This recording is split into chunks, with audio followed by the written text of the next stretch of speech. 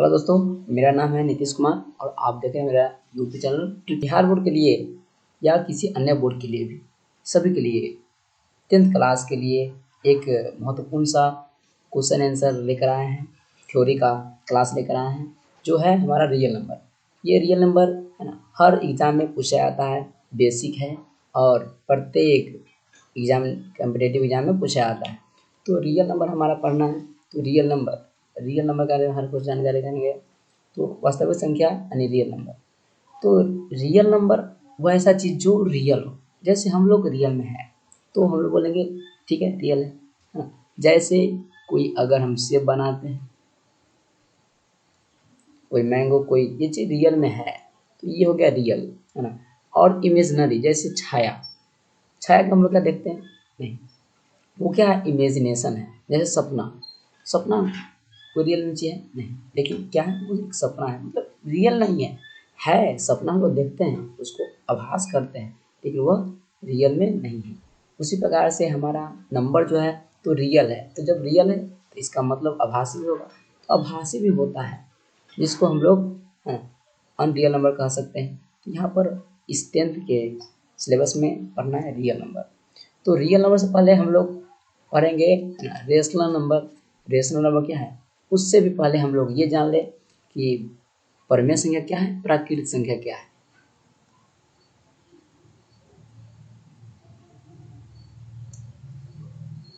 तो प्राकृत संख्या किसे कहते हैं, तो प्राकृत संख्या यानी गिनती की संख्या को,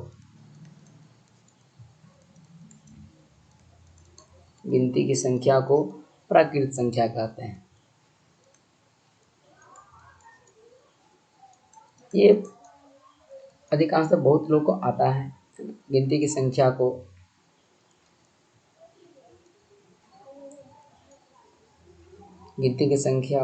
प्राकृत संख्या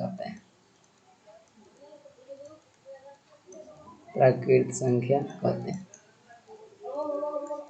प्राकृत संख्या माने जो हम गिनती करते हैं, जैसे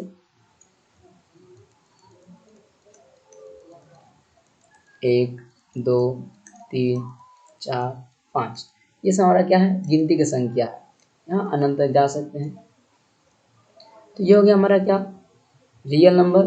परमेय संख्या प्राकृतिक संख्या हो गया, इसके बारे में हम लोग जान गए। तो उसी से है ना, प्राकृतिक संख्या यानी प्राकृतिक संख्या, रेशनल नंबर, नेचुरल नंबर हो गया। उसके बाद हम लोग पढ़ेंगे पूर्ण संख्या। जी देखिए, पूर्ण संख्या किसे कहते हैं, तो पूर्ण संख्या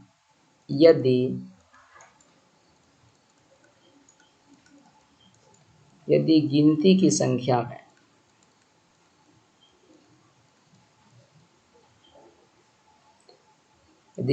संख्या में शून्य शामिल हो जाए,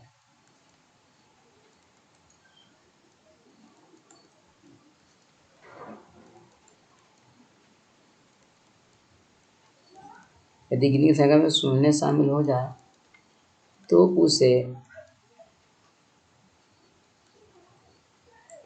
उसे पूर्ण संख्या कहते हैं।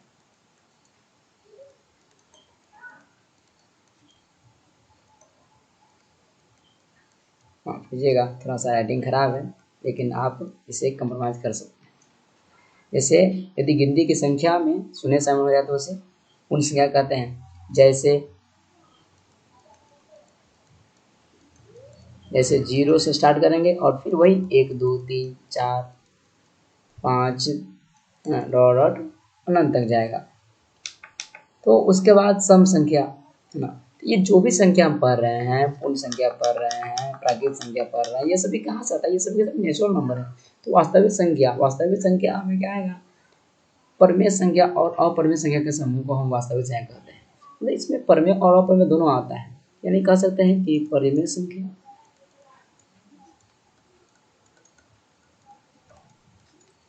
संख्या और अपरिमेय संख्या।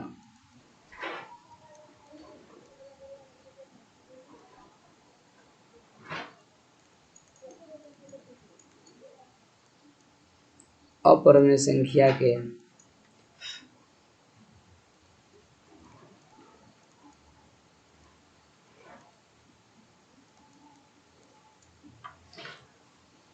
समूह को वास्तविक संख्या कहते हैं।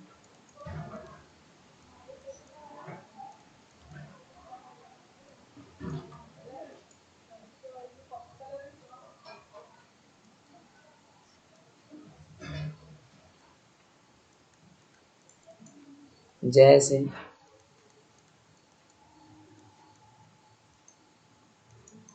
एक √5 ये प्रमेय है, ये प्रमेय है। 4/√3 ये भी क्या है, प्रमेय संख्या है। -1/5 कुछ भी है। इस तरह क्या हो गया, ये एक हो गया वास्तविक संख्या। तर्क संगत संख्या किसे कहते हैं, यानी कि रेशनल नंबर। रेशनल नंबर यानी कि इसी को कहते हैं प्रमेय संख्या। इसी का नाम है प्रमेय संख्या, रेशनल नंबर नहीं, प्रमेय संख्या। जो लिंक वैसी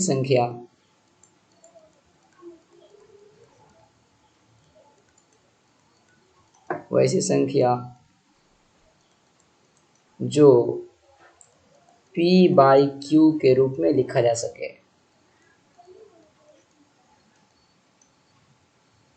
रूप में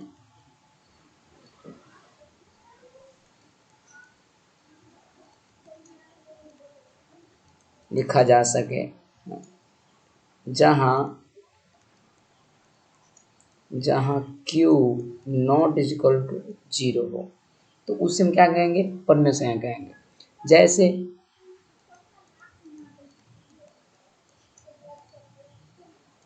1/2 -4/5 ये सब क्या है, इस टाइप का जो संख्या हो गया तर्क संगत संख्या यानी कि रेशनल नंबर, प्रमेय संख्या। और अप्रमेय संख्या वैसी संख्या जो P/Q में नहीं लिखा जा सकता।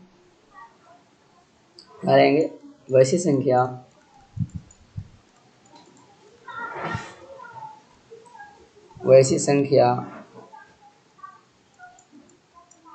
जो P/Q के रूप में नहीं लिखा जा सके।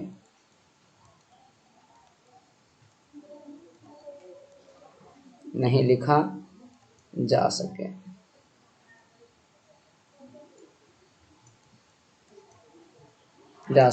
जो P/Q में नहीं लिखा जा सके। जैसे √5 को हम P/Q में नहीं ले सकते। जो भी रूट वाला होता है वो सभी क्या होता है, अप्रमेय संख्या होता है। तो इस तरह से हम लोग प्रमेय संख्या अप्रमेय संख्या को समझ सकते हैं। तो इस प्रकार से आप देखिए सम संख्या किसे कहते हैं। तो वैसी संख्या है ना, वैसी संख्या जो 2 से पूर्णतः विभाजित हो, क्या बोलेंगे, वैसी संख्या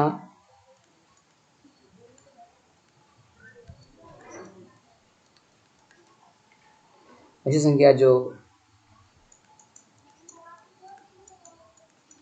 2 से पूर्णतः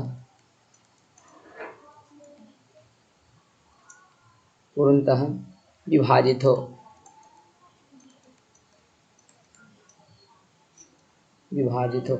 वैसी संख्या जो 2 से पूर्णतः विभाजित हो, उसे क्या कहेंगे, सम संख्या कहेंगे।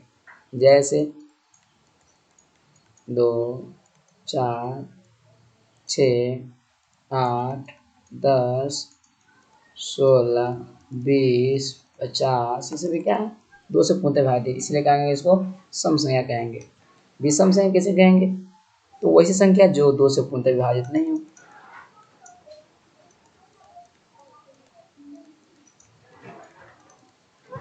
वैसी संख्या जो 2 से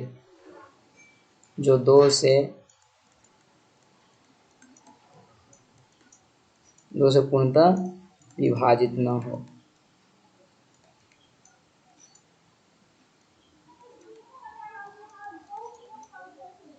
वैसी संख्या जो 2 से पूर्णतः विभाजित न हो, उसे क्या कहेंगे, विषम संख्या कहेंगे। जैसे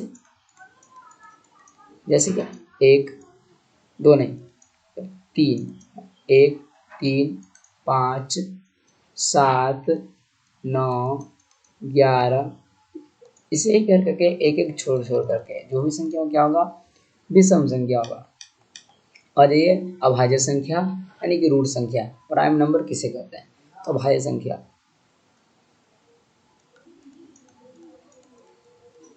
वैसी संख्या जो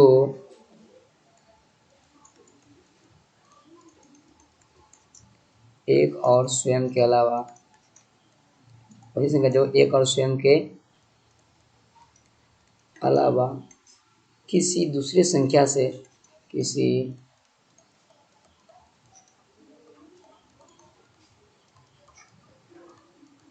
दूसरी संख्या से विभाजित न हो। वही संख्या जो एक और स्वयं के अलावा किसी दूसरी संख्या से विभाजित न हो, उसे क्या कहेंगे? अभाज्य संख्या कहेंगे। जो सिर्फ एक और स्वयं से विभाजित हो, जैसे क्या हो जाएगा? जैसे यहाँ पर दो क्या हो गया? बस इसमें एक और स्वयं से ही विभाजित लगा होगा, है ना।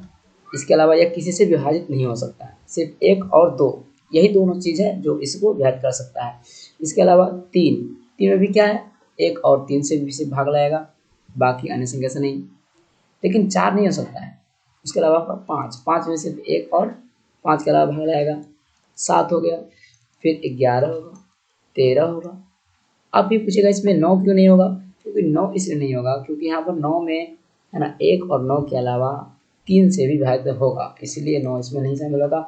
ऐसी संख्या जो एक और सिर्फ स्वयं से विभाजित हो, उसी क्या कहेंगे? अभाज्य संख्या कहेंगे। तो चलिए अगले टॉपिक पे चलते हैं, यौगिक संख्या। तो यौगिक संख्या यानी इसी को क्या कहते हैं? भाज्य संख्या। यौगिक संख्या यानी कि भाज्य संख्या। भाज्य संख्या किसे कहते हैं? तो भाज्य संख्या वैसी संख्या जो एक और स्वयं के अलावा किसी संख्या से विभाजित हो। वैसी संख्या जो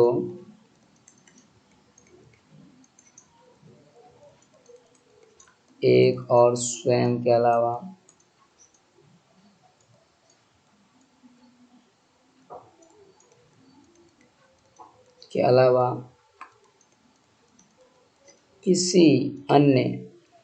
किसी अन्य संख्या से भी विभाजित हो, किसी अन्य संख्या से भी विभाजित हो। वही संख्या जो एक और स्वयं के अलावा किसी अन्य संख्या से भी विभाजित होना चाहिए, तब उसे क्या कहेंगे? यौगिक संख्या यानी कि भाज्य संख्या। जैसे चार होगा, उसके बाद 6, 8, 9, 12, 15, 16, 18 इत्यादि। तो ये सब क्या है? भाज्य संख्या, जिसमें एक से भी भाग लग रहा है और स्वयं से भी भाग लग रहा है, यानी कि 4 से भाग लग रहा है, देख, और इसके अलावा भी 2 से भाग लग रहा है। इसमें 2 और 3 दोनों से भाग लग रहा है, इसमें 4 से भाग लग रहा है, 2 से भाग लग रहा है, और एक और स्वयं से तो लग ही रहा है। 9 में भी क्या लग रहा है? 1 से, है ना, 9 से, और अन्य संख्या 3 से भाग लग रहा है, इसलिए क्या कहेंगे? इसको हम लोग कहेंगे भाज्य संख्या कहेंगे। तो इसके अगला टॉपिक पढ़ते हैं, पूर्णांक संख्या। अब पूर्णांक संख्या क्या होता है? इंटीजर, यानी कि गिनती की जो संख्या होता है उसी के धनात्मक और ऋणात्मक दोनों मानों को पूर्णांक संख्या कहते हैं। तो गिनती के धनात्मक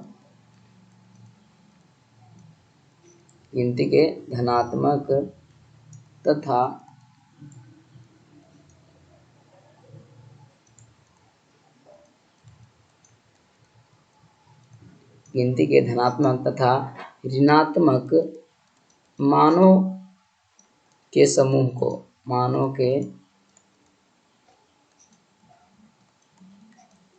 को पूर्णांक संख्या कहते हैं।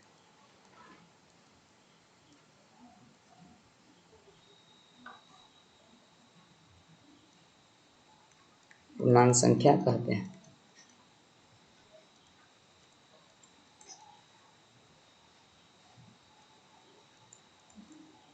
जैसे क्या आ जाएगा? माइनस प्लस दोनों आएगा इसमें। इन्फिनिटी से स्टार्ट होगा, माइनस इन्फिनिटी से, माइनस इन्फिनिटी से स्टार्ट करेंगे, ऐसे -4, -2, 3, -1, 0, उसके बाद 1, 2, फिर 3, 4 डॉट इनफाइनाइट, ये सभी क्या है, ये सभी पूर्णांक संख्या हो गया, इंटीजर हो गया, जिसे हम लोग को जानना बेहद ही जरूरी है। तो उसी प्रकार से यहाँ पर कह रहा है कि एक कौन सी संख्या है। तो अब बताएं, यहाँ पर ऊपर में हम दो चीज पढ़ाए हैं कि भाज्य संख्या, अभाज्य संख्या, इंटीजर। तो यहाँ पर देख लीजिए अभाज्य संख्या किसे कहते हैं। तो अभाज्य संख्या डिफिनेशन लिखा है, वही संख्या जो एक और स्वयं से अलग विभाजित हो, दूसरी संख्या से विभाजित ना हो, देखिए उसे क्या कहते हैं, भाज्य संख्या, अभाज्य संख्या कहते हैं। जैसे स्टार्ट कहाँ से हुआ, 2 से स्टार्ट हुआ, 2, 3, 5, इसमें एक शामिल नहीं हुआ है, तो एक इसमें शामिल नहीं है। फिर यौगिक संख्या में एक शामिल नहीं है, देख सकते हैं यहाँ से 4 से स्टार्ट हुआ है। तो आखिर ये है क्या, तो एक कौन सी संख्या है, तो एक नहीं तो भाज्य संख्या है, नहीं अभाज्य संख्या है, और नहीं सहभाज्य संख्या है। एक इनमें से कोई नहीं है ना, एक इनमें से कोई नहीं है। इनमें कौन अभाज्य है, तो आप अभाज्य जिसमें एक क्वेश्चन से भाग लगे, तो वो अभाज्य संख्या कौन सी हो सकता है। देखिए इसमें अभाज्य संख्या में मतलब एक क्वेश्चन से भाग होना चाहिए, एक से हो रहा है, 6 से हो रहा है, और 2, 3 से भी हो रहा है, इसमें 3 से हो रहा है, इसमें 5 से हो रहा है, 3 से हो रहा है। लेकिन ये डी ऑप्शन एक ऐसा संख्या है जिसमें सिर्फ एक और स्वयं से भाग लग रहा है, इसीलिए क्या हो जाएगा, ये अभाज्य संख्या हो जाएगा। फिर अगला नंबर देख रहा है क्वेश्चन, देखिए इसमें कौन सा परमेय संख्या है। अब परमेय संख्या की बात हो रहा है जो P/Q में लिखा जा सके। अभी हम आपको डिफिनेशन क्या बताएं कि जो रूट वाला होगा वो क्या होगा, अपरमेय संख्या। तो यहाँ पर रूट हट नहीं सकता है, तो अपरमेय संख्या हो गया। यहाँ √3 से √3 हम काट सकते हैं, तो बच क्या रहा है, 2।